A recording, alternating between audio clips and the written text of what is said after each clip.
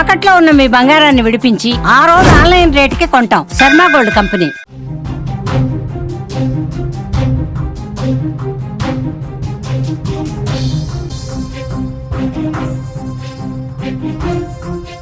ధర్మస్థలలో తవ్వకాలు ఆగినట్టుగా సమాచారం వస్తుంది. ఇవాళ తవ్వకాలకు తాత్కాలికంగా బ్రేక్ వేశారు.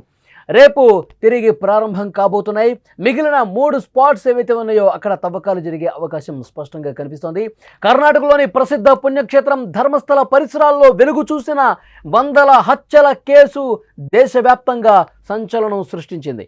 ఈ కేసు ఒక మాజీ పారిశుధ్య కార్మికుడు చేసిన సంచలన ఆరోపణలతో 5 రోజులుగా తవ్వకాలు జరుగుతున్నాయి. ఈ తవ్వకాల్లో ఇప్పటికే 2 అస్థిపంజరాలు 30 వరకు ఎముకలు బయటపడ్డ విషయం తెలిసిందే. మరి ఈరోజు ధర్మస్థలలో ఏం జరుగుతోంది అనే ఉత్కంఠ అందరిలో కనిపిస్తోంది. నిన్నటి వరకు జరిపినటువంటి తవ్వకాలకు సంబంధించి ఇంకా ఎలాంటి అస్థిపంజరాలు బయటపడలేదు. 6వ ప్లేస్లో బయటపడినటువంటి 2 అస్థిపంజరాలు 30 ఎముకల తర్వాత మళ్ళీ కూడా తవ్వకాలు చేస్తున్నారు. 7వ స్థానంలో, 8వ స్థానంలో, 9వ స్థానంలో ఈ విధంగా తవ్వకాలు జరిపినప్పటికీ కూడా తవ్వకాలు చేశారు కానీ ఎక్కడా కూడా ఆ మృతదేహాలకు సంబంధించిన ఆనవాళ్లు కానీ అవశేషాలు కానీ బయటపడ్డ పరిస్థితి లేదు.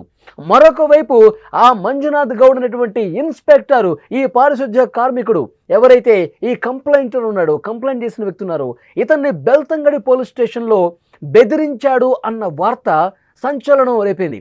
ప్రస్తుతం సిట్ అధికారులు, సీనియర్ అధికారుల బృందం ఆ మంజునాథ్ గౌడ్ని విచారిస్తూ ఉన్నారు. ఎందుకు బెదిరించాల్సినటువంటి అవసరం వచ్చింది, దీని వెనకాల ఎవరున్నారు అన్న కోణంలో పూర్తిగా దర్యాప్తు చేస్తున్నటువంటి పరిస్థితి.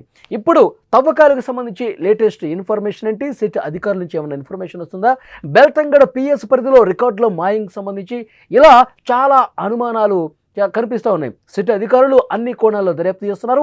ఇవాళకు ఉన్నటువంటి ఇన్ఫర్మేషన్ ఏముందో మనం తెలుసుకునే ప్రయత్నం చేద్దాం.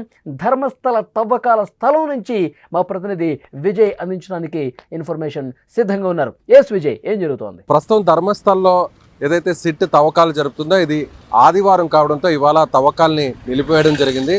సెలవు దినం కావడం వల్ల ఫోరెన్సిక్ నిపుణులు రాలేదు. అందుకోసం తవ్వకాలను అయితే తాత్కాలికంగా నిలిపేశారు. ప్రస్తుతం నేను తవ్వకాలు జరుపుతున్నటువంటి పాయింట్ దగ్గరే ఉన్నాను. ఇక్కడ నిన్నటి వరకు కూడా స్పాట్ నెంబర్ 9, స్పాట్ నెంబర్ 10 అంటే 10 పాయింట్స్ వరకు కూడా తవ్వకాల్ని పూర్తి చేశారు. మిగిలినటువంటి స్పాట్ నెంబర్ 11, 12 ఇవన్నీ కూడా ఈ 2 స్పాట్స్ కూడా ఇక్కడే ఉన్నటువంటి పరిస్థితి ఉంది. సో ఈ 2 స్పాట్స్ని కూడా ఇవాళ రేపు పూర్తి చేసిన తర్వాత 13వ నెంబర్ స్పాట్కి వెళ్ళేటువంటి అవకాశం అయితే ఉంది. సో ఇప్పటి వరకు జరిగినటువంటి దర్యాప్తును ఒకసారి మనం పరిశీలించినట్లయితే దాదాపు 5 రోజుల పాటు తవ్వకాలు జరిపారు. అందులో తవ్వకాలు జరిపిన వాటిలో 8 స్పాట్ల వరకు కూడా నేత్రావతి నది ఒడ్డు ఉన్నటువంటి స్పాట్స్లో అక్కడ తవ్వకాలు జరిపారు. 6వ స్పాట్లో మాత్రమే కొన్ని ఏదైతే మృతదేహాలకు సంబంధించినటువంటి అస్థిపంజరాలను సేకరించారు. అందులో కూడా 2 అస్థిపంజరాలని సేకరించినట్టుగా మనకైతే సమాచారం అందుతుంది. ఆ తర్వాత కొన్ని ఎముకలను కూడా సేకరించారు. అయితే మిగిలినటువంటి ఏ స్పాట్స్లో కూడా, ఏ గోతిలో కూడా ఎలాంటి ఆనవాళ్ళు అంటే మృతదేహాలకు సంబంధించినటువంటి ఆనవాళ్ళు దొరకలేదు అనేది కూడా వస్తున్నటువంటి సమాచారం. సో ఈ కేసులో కూడా ఇప్పటికే ఒక ఎస్ఐ మంజునాథ గౌడ అనేటువంటి ఒక ఎస్ఐ ఎవరైతే అప్రూవర్గా మారినటువంటి విజిల్ బ్లోయర్ ఉన్నారో, పారిశుద్ధ కార్మికుడు, అతన్ని బెదిరించినట్టుగా, అతన్ని కేసు వాపస్ చేసుకోవాలనేటువంటి బెదిరింపులు తీసుకొచ్చినట్టుగా అతని తరపు ఉన్నటువంటి అడ్వకేట్ సిట్కు ఒక మెయిల్ చేయడంతో అది కూడా ఒక వివాదాస్పదంగా మారినటువంటి పరిస్థితి. అలాగే ఇప్పుడు మరొక వ్యక్తి గురించి కూడా ఎంక్వైరీ జరుగుతోంది. ఆ వ్యక్తి గతంలో తాను ధర్మస్థల్లో ఉన్నప్పుడు ధర్మస్థల్లో ఒక పోలీస్ అధికారిగా పనిచేసినటువంటి వ్యక్తి ఈ శవాలను పూడ్చేందుకు తనకు సహకరించినట్టుగా ఎవరైతే అప్రూవర్ ఉన్నారో ఆయన సిట్కు చెప్పినట్టుగా ఆయన సిట్కి రాసినటువంటి అధికారులకు రాసినటువంటి లేఖలు చాలా స్పష్టంగా చెప్పారు. కాబట్టి ఇప్పుడు ఆ పోలీసుని కూడా వెతికేటువంటి పరిస్థితి చాలా స్పష్టంగా కనిపిస్తుంది. అయితే ఇప్పుడు వరకు ఫోరెన్సిక్ ఎక్స్పర్ట్స్ ఏం చెప్తున్నారంటే ఇందులో ఉన్నటువంటి మట్టి నమూనాలను ఇప్పటి వరకు 10 స్పాట్స్లో కలెక్ట్ చేసినటువంటి మట్టి నమూనాలంతా కూడా సేకరించినటువంటి మట్టి నమూనాలను కూడా అక్కడ నిజంగానే మానవ మృతదేహాలకు సంబంధించినటువంటి ఆనవాళ్ళు ఉన్నాయా అనేది కూడా ఎఫ్ఎస్ఎల్లో ఒక క్లారిటీ వచ్చేటువంటి అవకాశం ఉన్నట్టుగా సో ఎక్స్పర్ట్స్ చెప్తున్నారు. మరొక వైపు కూడా చూస్తే ఇప్పుడు ధర్మస్థలకు సంబంధించి కూడా ఈ కేసు చాలా కీలకంగా మారింది. అంటే ఇప్పటి వరకు వచ్చినటువంటి ఆరోపణలు అంటే 100 శవాలను పాతి పెట్టాను అనేటువంటి ఒక సంచలనమైనటువంటి ఆరోపణలు చేసినటువంటి నేపథ్యంలో సో ఇది ఒక ప్రత్యేకంగా సిట్ని ఏర్పాటు చేయడం, సిట్ కూడా చాలా సీరియస్గా దీన్ని కేసుని టేకప్ చేసి ప్రస్తుతం దర్యాప్తు అయితే కొనసాగుతుందని చెప్పాలి. సో ఇవాళ 6వ రోజు ధర్మస్థల్లో తవ్వకాల్ని ఆదివారం కావడంతో నిలిపివేశారు. తిరిగి సోమవారం నుంచి కూడా ఈ తవ్వకాలు ప్రారంభమయ్యేటువంటి అవకాశం ఉంది. ఇది లేటెస్ట్ అప్డేట్. కెమెరామెన్ లక్ష్మణ్తో విజయ్, సుమన్ టీవీ, ధర్మస్థలం నుంచి. కర్ణాటకలో ప్రసిద్ధ పుణ్యక్షేత్రం ధర్మస్థల పరిసరాల్లో వెలుగు చూసిన వందల హత్యల కేసు దేశవ్యాప్తంగా సంచలనం సృష్టించినటువంటి విషయం తెలిసిందే. ఒక మాజీ పారిశుధ్య కార్మికుడు చేసినటువంటి ఆరోపణలతో ఇంత పెద్ద తతంగం జరుగుతున్న పరిస్థితి. 5 రోజులుగా తవ్వకాలు జరిగాయి. కేవలం 6వ స్థానంలో మాత్రమే 2 అస్థిపంజరాలు 30 వరకు ఎముకలు బయటపడ్డ విషయం మనకు కనిపించింది. అయితే ధర్మస్థలలో ఈరోజు ఆదివారం కావడంతో తవ్వకాలకు బ్రేక్ వేసినటువంటి పరిస్థితి. అయితే ఇప్పటి వరకు జరిగినటువంటి ఈ దర్యాప్తు కావచ్చు, ఇప్పటి వరకు బయటపడినటువంటి ఈ అస్థిపంజరాలు ఎముకలకు సంబంధించినవి ఆల్రెడీ ఫోరెన్సిక్ నిపుణులు దాని మీద కసరత్తు చేస్తున్నారు, పూర్తిగా పరీక్షలు జరుపుతూ ఉన్నారు. ఈ అస్థిపంజరాలు మగవారివా ఆడవారివా దీన్ని తేల్చే పనిలో ఉన్నారు. దాంతోపాటు ఏదైతే హత్యకు గురైనటువంటి కేసులు ఉన్నాయో వాటితో పోల్చి చూసే పరిస్థితి కనిపిస్తుంది. మరోవైపు బెల్తంగడి పోలీస్ స్టేషన్లో గత 10 సంవత్సరాల కాలంలో నమోదైనటువంటి ఈ మిస్సింగ్ కేసులు కావచ్చు, అన్ఐడెంటిఫైడ్ డెడ్ బాడీస్కి సంబంధించిన కేసులు ఏవైతే ఉన్నాయో అవన్నీ కూడా అరెస్ట్ చేశారు. ఈ వార్త ఇప్పుడు ధర్మస్థలలో తీవ్ర చర్చాంశమైంది. సిట్ అధికారుల్ని ఈ విషయానికి సంబంధించి ఇప్పుడు క్వశ్చన్ రైజ్ చేస్తున్నటువంటి పరిస్థితి కనిపిస్తుంది. అన్ని కోణాల్లో దర్యాప్తు చేస్తున్నామని చెప్తున్నారు. రేపటి నుంచి 13వ ప్లేస్ వరకు కూడా ఈ తవ్వకాలు అనేవి జరుగుతూ ఉంటాయి.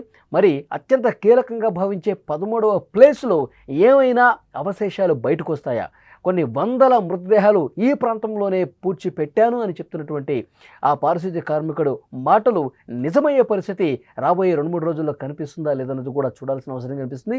మరోవైపు మంజునాథ్ గౌడ్ ఎవరైతే ఇన్స్పెక్టర్ ఉన్నాడు, ఈ సిట్లో ఉన్నటువంటి ఇన్స్పెక్టర్ ఈ పారిశుధ్య కార్మికుడిని బెల్తంగడి పిఎస్లో బెదిరించాడు. కేసు వాపస్ తీసుకో, లేకపోతే నువ్వు చాలా కాలం పాటు జైల్లోనే మగ్గాల్సినటువంటి పరిస్థితి ఏర్పడుతుంది. ఇవన్నీ ఒక్కసారి నువ్వు ఆలోచించుకొని భవిష్యత్తును ఆలోచించుకో, కేసుని మర్యాదగా వాపస్ తీసుకో అని చెప్పి బెదిరించాడని చెప్పి అంటున్నారు. సో ఆ పారిశుధ్య కార్మికుడి న్యాయవాదులు నేరుగా సిట్ చీఫ్కి మెయిల్ చేసినటువంటి పరిస్థితి. దీని మీద కూడా ఇన్వెస్టిగేట్ జరుగుతున్న పరిస్థితి. దాంతోపాటు ఈ పారిశుధ్య కార్మికుడు అప్పుడు పూడ్చిపెట్టే సమయంలో ఒక పోలీసు అధికారి ఆ సమయంలో 1995 నుంచి 2014 మధ్యకాలంలో ఇతను ఆ శవాలను పూడ్చిపెట్టే టైంలో ఒక పోలీసు అధికారి సాయం చేశాడు.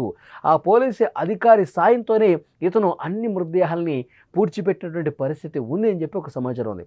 మరి ఆ పోలీసు అధికారి ఎవరో కూడా కనిపెట్టినట్టుగా మనకి ఇన్ఫర్మేషన్ వస్తుంది.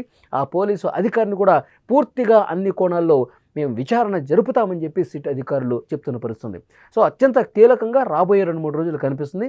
ఎందుకంటే మొదటి స్థానం నుంచి ఇప్పటి వరకు దర్యాప్తు చేస్తే తవ్వకాలు జరిపితే కేవలం అంటే ఒకే ఒక 6వ స్థానంలో మాత్రమే అవశేషాలు లభ్యమైనటువంటి నేపథ్యంలో మరి ఆ ప్లేసెస్ ఐడెంటిఫై చేయడంలో ఏమైనా ఇబ్బంది ఏర్పడుతుందా, లేదంటే ఆ ప్లేస్లో ఐడెంటిఫై చేసినా ఏమీ ఇంతవరకు కనిపించలేదంటే ఒక్క స్థానంలో మాత్రమే కనిపించిందంటే మరి ఇతను చెప్పిన దాంట్లో ఎంతవరకు వాస్తవం ఉంది అనేది కూడా కొంత డౌట్ కొంతమంది రేజ్ చేస్తున్నటువంటి పరిస్థితుంది. మరి బెల్తంగడి పిఎస్లో మృతదేహాల డీటెయిల్స్ ఎందుకు మాయం చేశారు, రికార్డ్స్ ఎందుకు మాయం చేసేశారు, అరెస్ట్ చేసేశారు, ఈ వార్త కూడా ప్రస్తుతం బయటకు వస్తుంది.